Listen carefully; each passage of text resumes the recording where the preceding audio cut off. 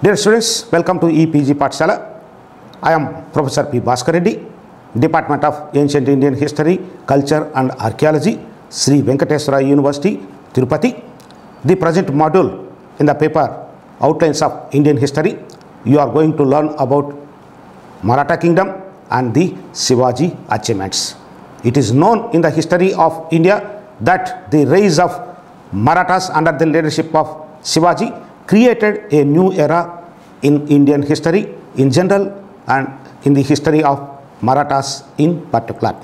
The present module, you are going to learn about the significance of the Maratha movement as an introduction, important factors for the rise of Maratha movement, early life of Shivaji, military achievements of Shivaji, Shivaji's war with Bijapur Sultanate, Mughal Maratha relations, the establishment of independent state Swaraj under Shivaji, silent features of Maratha polity and the success of Shivaji and their role in Indian history and culture. With these objectives, let us start our discussion to understand what is the significance of the Maratha movement in Indian history. In the history of medieval India, Mughal Empire was at the height of its glory during the first half of 17th century. In this period, the Maratha nationalism grew up when the Mughals had already nearly completed their conquest of Indian subcontinent. Gradually, the Marathas developed a strong spirit of nationalism which made them most powerful in medieval history. The rise of the Marathas was the result of the efforts of Maratha people who are on the basis of unity of their language, literature, community and also homeland. It gave birth to Maratha nationalism and desired to create an independent state under the great courageous leader Shivaji. With the able leadership of Shivaji and his achievements, it was the strength of nationalism which inspired Maratha leaders to establish Hind Padshaahi in India by capturing the power of Delhi also. The history of Marathas can be divided into two well-marked phases, namely the earlier phase, that is from the half of the 17th century till the death of Aurangzeb. During this period, Shivaji played an important role in establishing the Maratha power and also he established the Swarajya state, an independent state of the Marathas. The later phase relates to the Peshwas who became the de facto rulers and ruled for some time even North India also. The rise of Marathas in the 17th century was not a sudden conflagration. Numerous factors were responsible for the rise of Maratha movement like political factors, social, religious and cultural factors which it stimulated the zeal in the rise of the Maratha nationalism. Now, before going to discuss about the life and career achievements of Shivaji, let us know to understand the factors which were responsible for the rise of Maratha movement. That is essential to know about the further rise of the Maratha movement. The first one is geographical factors. The geography of Maharashtra exercised a profound influence in molding Maratha character and nationalism because the region was inhabited by the Marathas, is surrounded by mountain ranges like Sahyadri, Satpura and the Vindhyas and also the rivers Narmada and Tapati. It made them sturdy soldiers with a spirit of self-reliance and a capacity for hard work. That too, the Maratha region, which was comprising of several hill forts and plateau lands, it was very difficult for the survival of the Marathas. Thus, the Marathas worked hard and this was the reason for the development of self-confidence among the Maratha people. Besides that, the broken ranges of hills enabled the Marathas to made the nature-made defensive rock forts which they protected the Maratha people from the invasions of the north and at the same time it became an important part in establishing a separate territory under the Marathas. Before the rise of Shivaji, It is known that the Marathas occupied a privileged position in administrative and military fields. Many Marathas, Silahdars and Mansabdars were employed in the Bahmani Sultanate.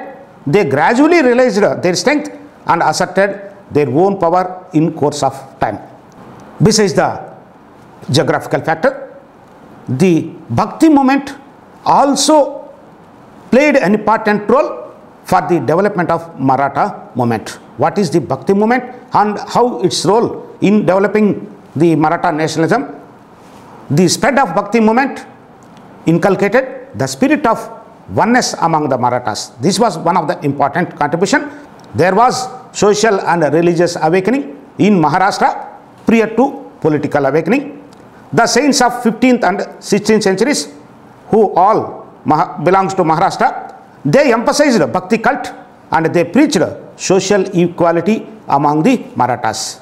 Particularly, the saints like Tukaram, Ramadas, Vamana Pandit and Eknath, who belonged to the Maharashtra, were the soul of social and religious awakening among the Marathas. Besides, Samartha Ramadas, the author of Dashabodha, he taught the philosophy of action, that is karma. These teachings of Ramadas inspired the Maharashtra people and it exhorted to unite all Marathas and to propagate the Maratha Dharma. Samartha Ramadas gave expression to this noble vision in his work Ananda Bhavana. The elevated teachings of these saints played a significant role in provoking and sustaining a new national spirit among the Marathas and provided a fresh spiritual background for their political activities. Regarding the political factors are concerned, the invasions of the Khiljis and the Tughlaqs in the beginnings of the 14th century, it brought a tremendous change in the political history of the Marathas. Later, the establishment of the Bahmani dynasty and the division of the Bahmani dynasty into different political powers, particularly the establishment of Ahmednagar and Bijapur Sultanates in the surroundings of Maharashtra, it paved the way for the survival of the Marathas, where many of the Marathas joined in the armies of the respective political powers. The balance of power between the Hindus and the Muslims also helped the Marathas in attaining political power.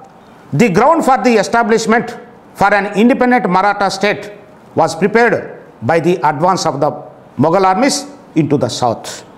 Three important factors, that is the fall of Khandesh and the decline of Ahmednagar in the year 1637 and the creation of Mughal viceroyalty in the Deccan in the very next year 1637 onwards, affected every aspect of Maratha life, and it paved the way for an awakening among the Marathas as a nation under the leadership of Shivaji.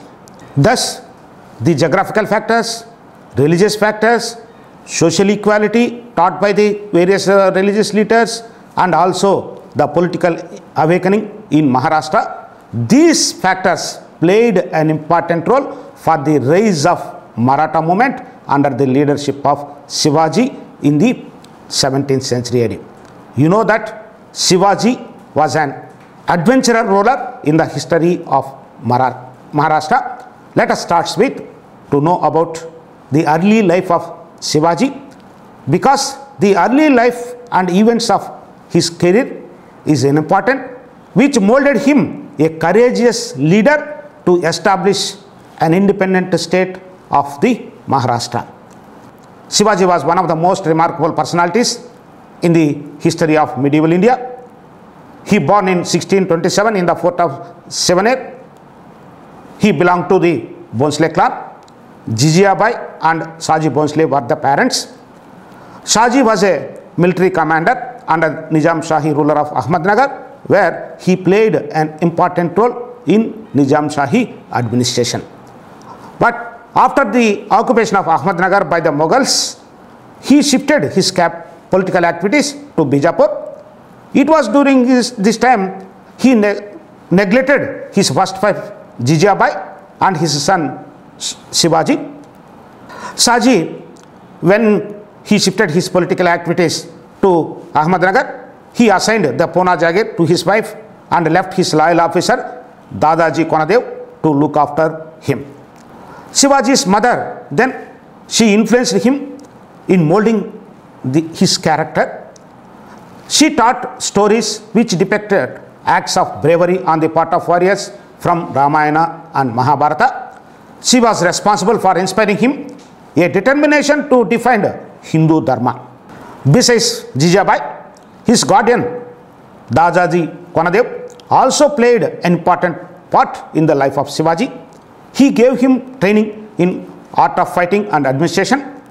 Shivaji also drew inspiration from Samartha Ramadas, who taught him that mother and mother country are dearer than heaven itself. This was the main inspiration for Shivaji.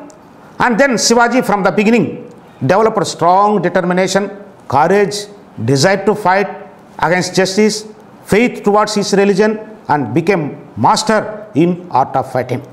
After the death of Dadaji Konadev, Shivaji assumed the full charge of his Jagir in 1647. So thus, from 1647 onwards, Shivaji not only held the Jagir of Pune, and he increased his political power, and also he created an independent state in Maharashtra. Now we can discuss about how the Shivaji with his adventurers created an independent state.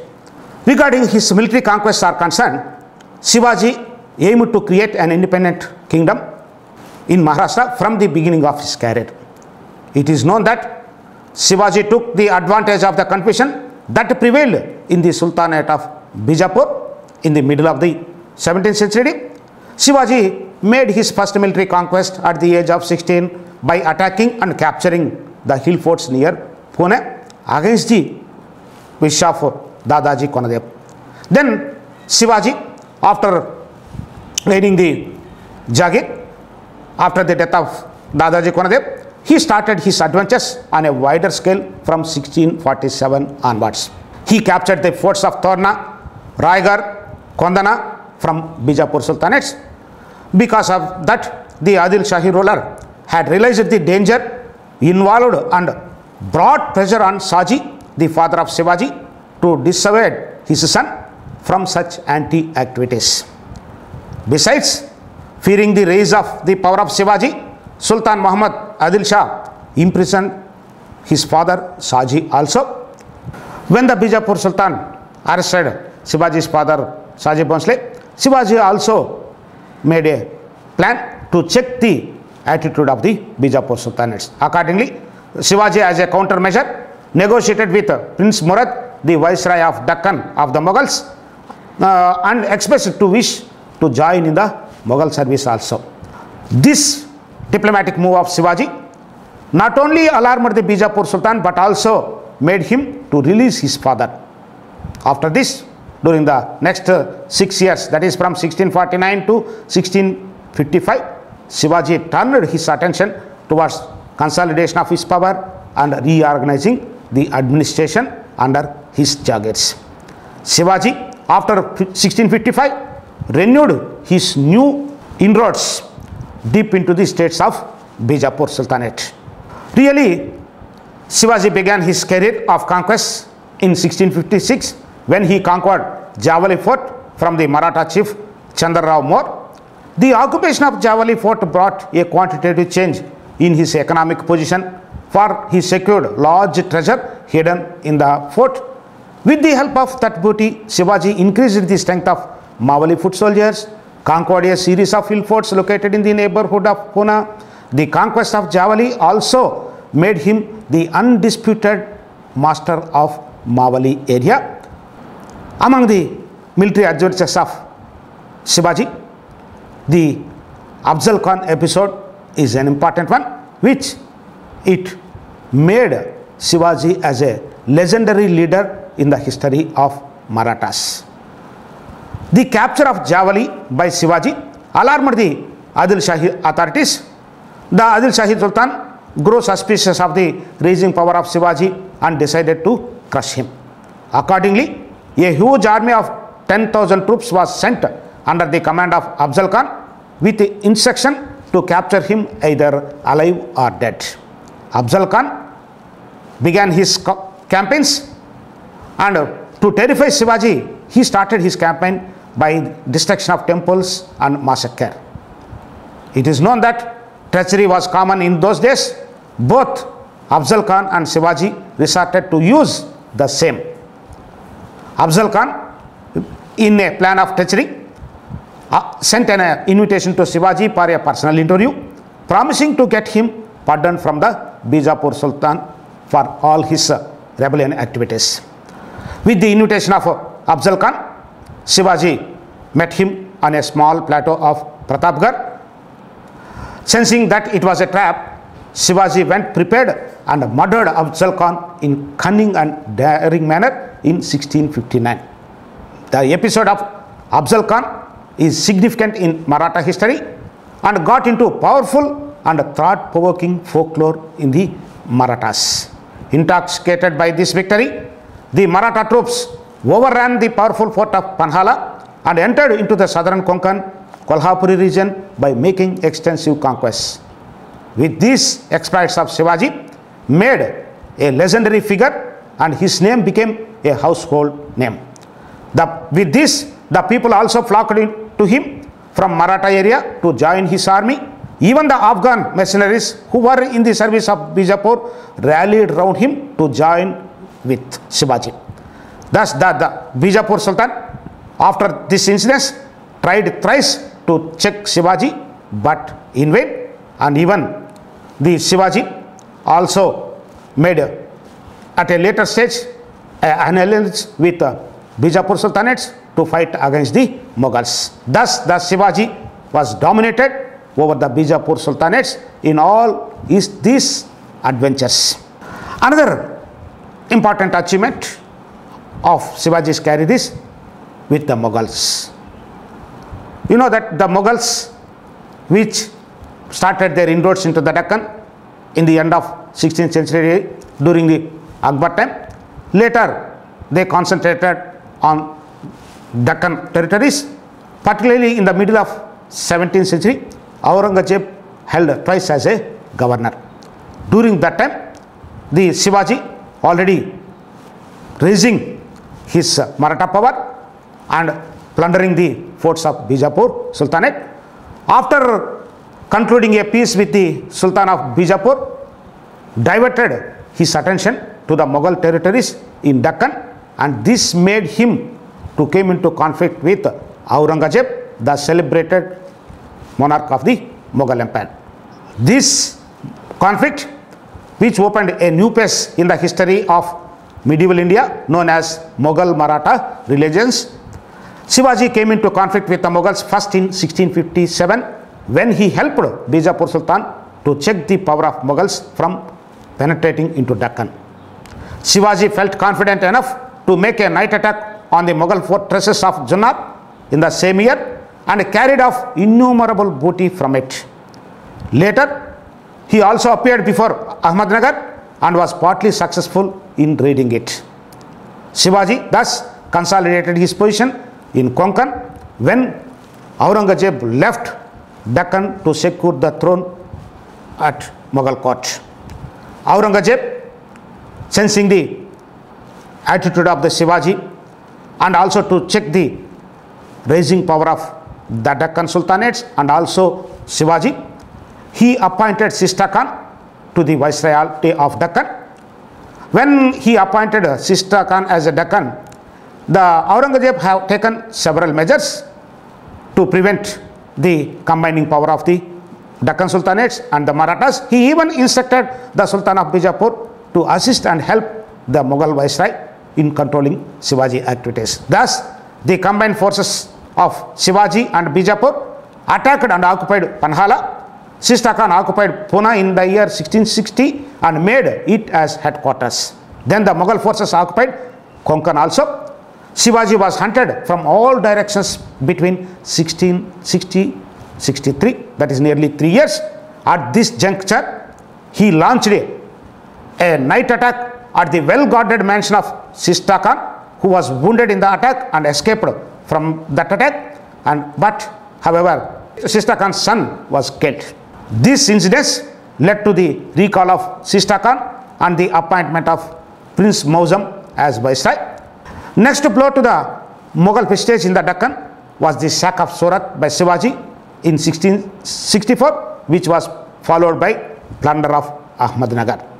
With this Mughal Maratha conflicts, Aurangzeb, after consolidating his position, he decided to check the power of Shivaji.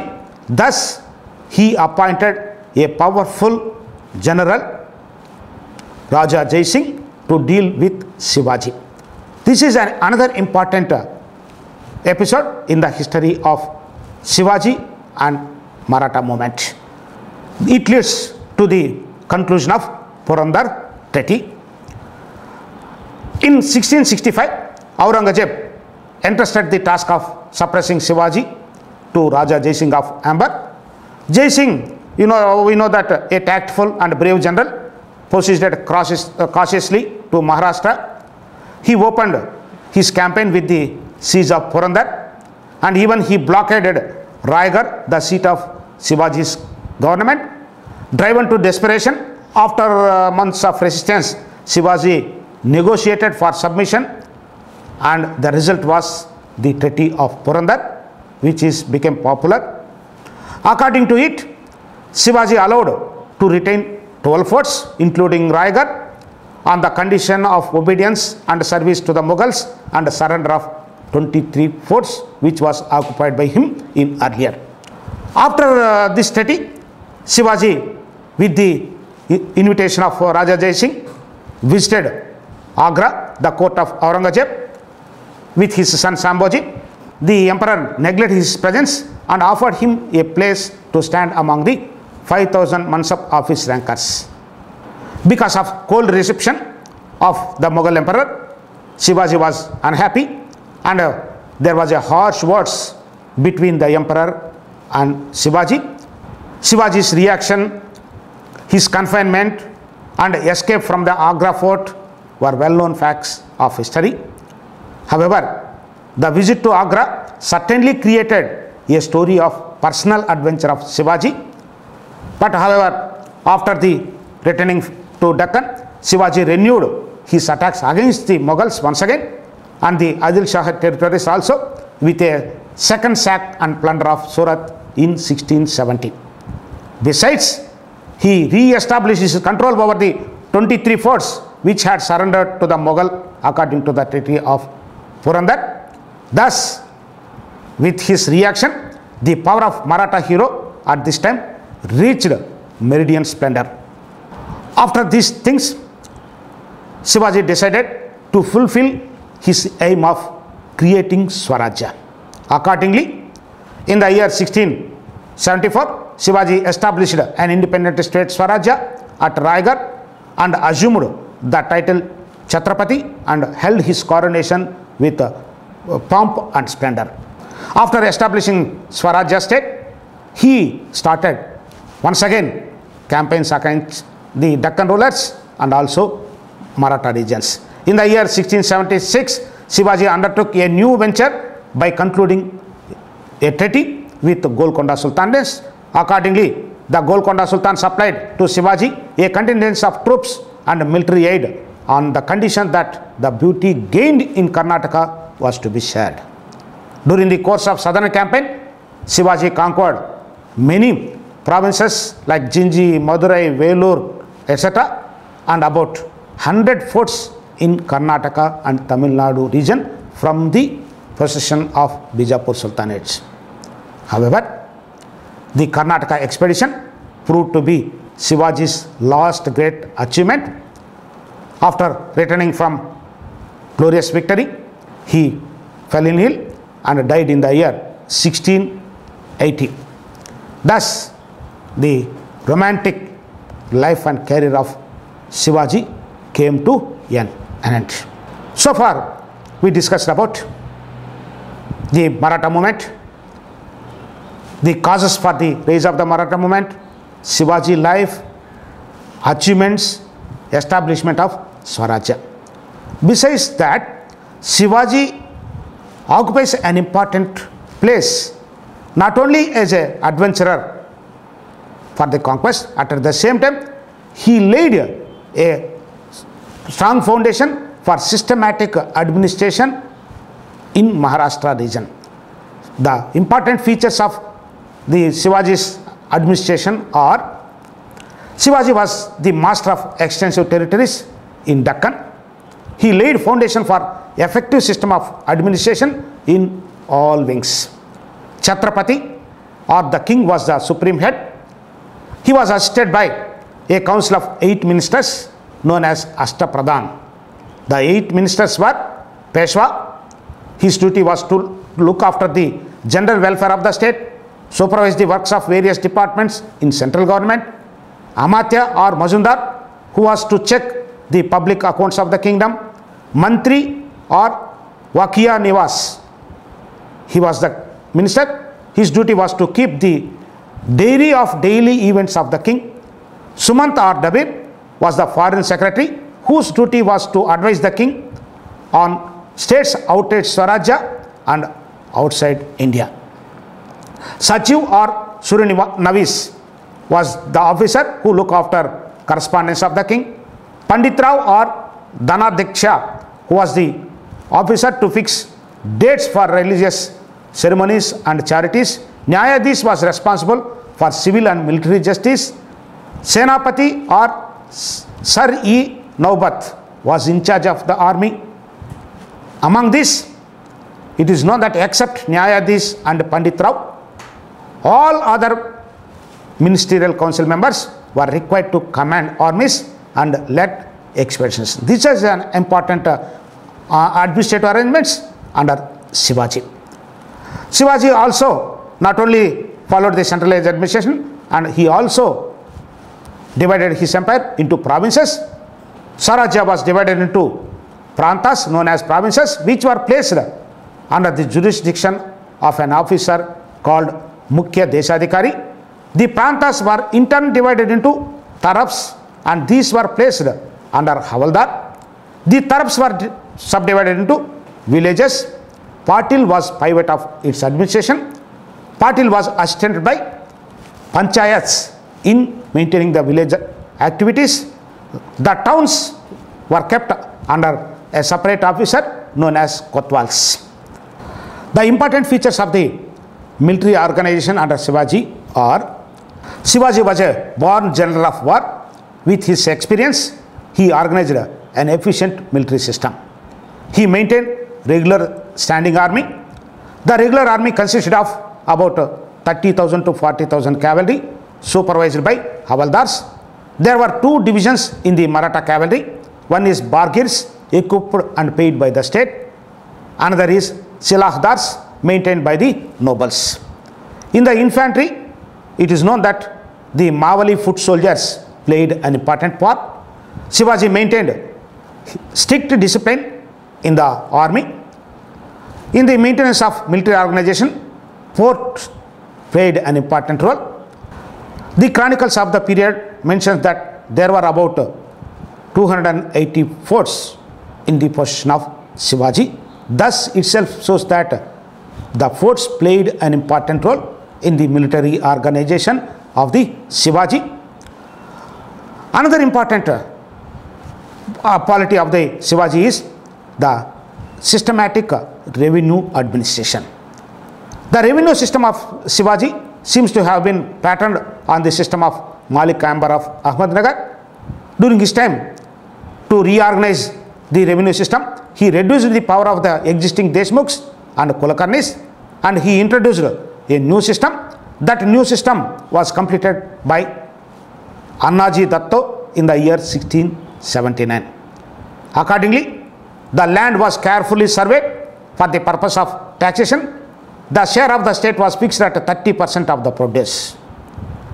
The rules of land revenue applied to the territories under the direct rule of Shivaji. However, The areas which were under the Muslim rule, known as Mughal territory, was subjected to two important taxes. One is Chauth, that is the collection of 1/4 of the land produce.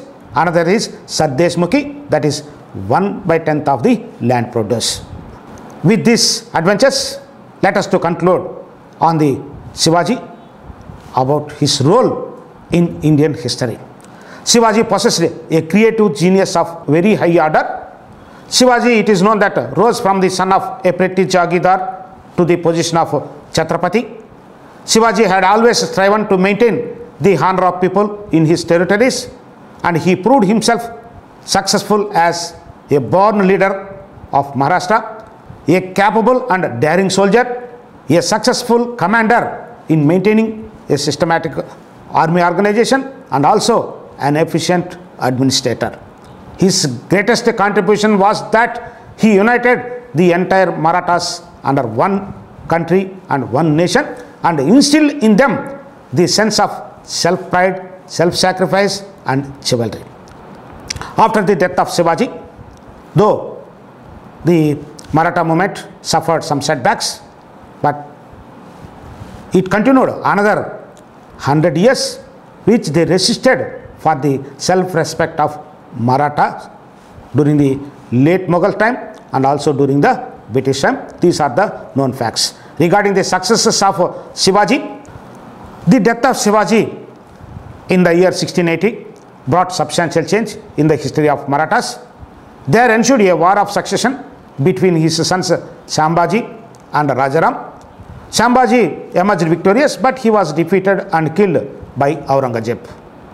His wife and Shahu were also arrested and imprisoned at Agra. It resulted the succession of the throne by Rajaram. Rajaram, though he succeeded the throne, he continued to struggle against the Mughals and internal problems. The Maratha resistance grew further, and the Mughals suffered a number of series of reverses. The Marathas, taking advantage of that situation, recaptured many of their forts, and Rajaram was able to come back to Satara. The next ruler was Shahu, the son of Sambhaji, in whose reign the Peshwas rose to power. The Peshwas played an important role in the history of the Maratha movement in the coming years.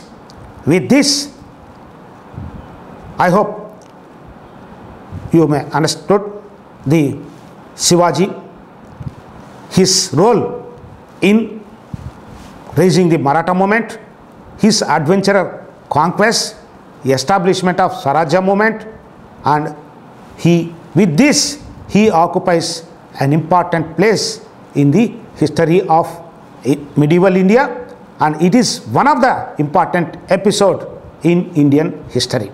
For more details, you go through the e-text. Thank you.